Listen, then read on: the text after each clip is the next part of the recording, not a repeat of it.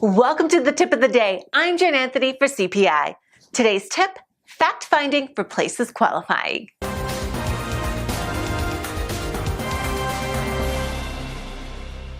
Qualifying is an old-fashioned approach to car sales that is summed up in the phrase, "Are you looking to buy today?"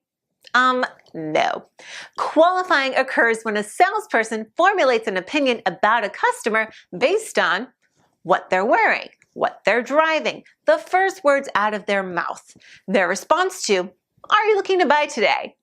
Unfortunately, this approach raises tension, lowers trust, and does nothing to build value. Not good.